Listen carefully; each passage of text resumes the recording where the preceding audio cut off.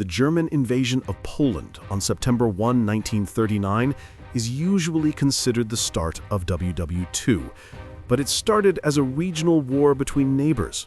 The Polish Second Republic declared independence in 1918, and its western borders established by the Treaty of Versailles, although violent clashes in some former German regions continued until 1921. Its eastern borders, though, were only made official after a bitter war against Soviet Russia, which also ended in 1921. But neither Germany nor the Soviet Union are satisfied with the new order. They both view the Polish state as an illegitimate creation of the Versailles system that they both resent, and both maintain claims on Polish territory. Even so, Warsaw signs non-aggression pacts with Moscow in 1932 and with Berlin in 1934. This fragile balance, however, masks the intentions of Poland's neighbors. German dictator Adolf Hitler has long viewed imperial expansion to the east as essential to gaining Lebensraum for the German people, and he and many other Germans want to recover the land ceded to Poland in 1919. Soviet dictator Joseph Stalin's intentions are the subject of some debate. Some historians argue he wants to reconquer the lands of the Tsarist Empire. Others that he wants to extend the Soviet border as far to the west as possible as a security buffer, or even that he is just looking to seize any territory at all if given the chance.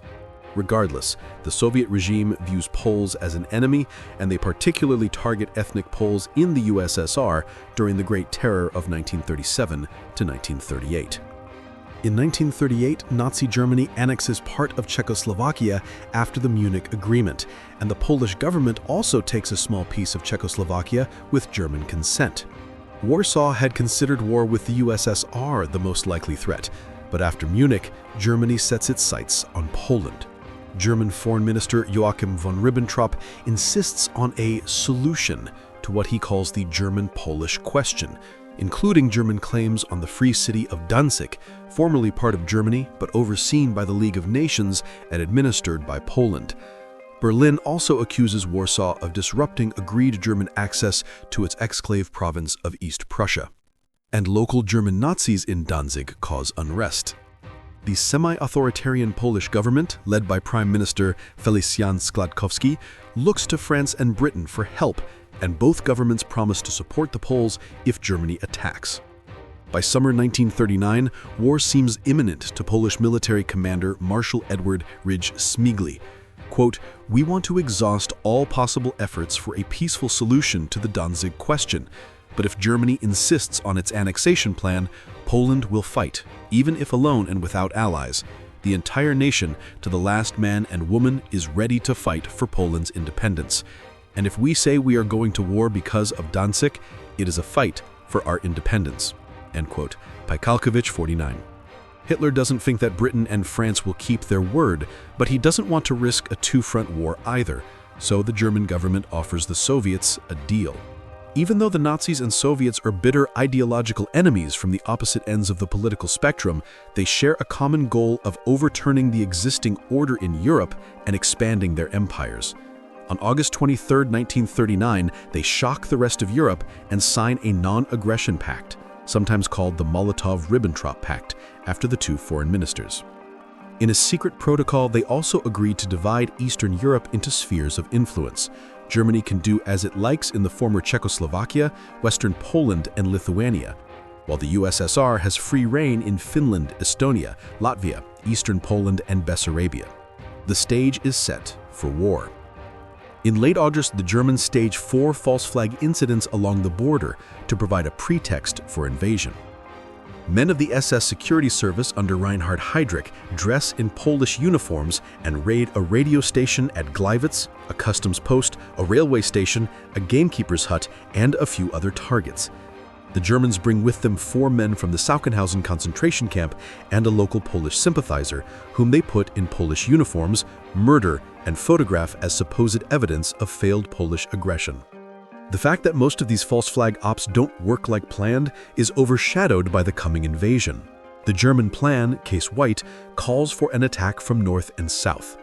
2 German armies will close the Danzig corridor and move south from East Prussia towards Warsaw, and 3 southern armies will move north towards the Polish capital and east towards Lwów, today's Lviv. The German-aligned Slovak state allows German troops to use its territory. German armored and motorized divisions, advancing with the support of the Luftwaffe, will then trap Polish forces west of the Vistula. To carry out Case White, the Germans assemble 1.5 million men, 3,200 armored vehicles, 2,000 planes. Most of their 2,000 tanks are smaller Panzer Is, IIs, or Czech models. Just 300 are modern Panzer IIIs and IVs. Of 50 divisions, 6 are armored and 4 motorized. The rest rely on horse-drawn transport. 3 Slovak divisions will also join. Opposing this force are about 1 million Poles in 38 infantry divisions, 1 motorized and 11 cavalry brigades. They have 1,100 armored vehicles, but nearly all are small or outdated models. They lack anti-tank weapons, and the Air Force is weak, with about 750 older models. At the urging of Britain and France, Poland delayed mobilizing for fear of provoking Germany, so by September 1, only half of Polish units are in their assigned defensive positions. The Polish plan is based on difficult choices, since their forces are weaker than the enemy. Concentrating their forces risks leaving valuable territory and resources unprotected. Defending the whole border means they'll be too thin to stop the enemy. Polish High Command decides to risk an all-round defense in the hopes of resisting long enough for their French allies to launch their promised offensive 15 days after French mobilization. The morning of September 1, Hitler falsely accuses the Polish army of firing onto German territory and announces that Germany is returning fire. German forces stream across the border, with the tank divisions aiming to break through and penetrate as far and fast as possible to surround and isolate Polish forces into pockets. Aircraft like the Ju-87 Stuga ground attack planes hit Polish positions, logistics, and communications hubs to paralyze enemy command and control. Other German bombers hit Polish cities not only for military purposes but also to terrorize the civilian population. Some of the first shots of the war are fired by the German warship Schleswig-Holstein, which is supposed to be visiting Danzig on a friendship cruise, but instead supports the German assault on the peninsula of Westerplatte. The surprised garrison of 180 Polish troops resists furiously, but they're outnumbered and there is no hope of relief, so they surrender September 7. Although the Germans quickly break through Polish lines in many places, many Polish units resist fiercely and hold up the German advance. A cavalry division holds up German tanks at Mokra and at Krojanty. One action gives rise to a persistent myth of Polish cavalry senselessly charging German tanks. What really happens is that German tanks surprise a Polish unit of Ulan Lancers that is advancing to attack a German infantry unit, inflicting heavy casualties. An Italian war correspondent speaks to German tankers the next day, and his dramatized version of the story makes propaganda headlines across Germany, portraying German technological superiority and supposed Polish fanaticism. Other German war correspondents like Kurt Fruin report a sanitized version from the front. Quote, "This was the first Polish soldier I set eyes on, a bloodied lump of human suffering, his legs drawn to his breast in pain, his face greenish and pale. We unbuttoned his blood-soaked tunic and the German medic gave him a canteen of water.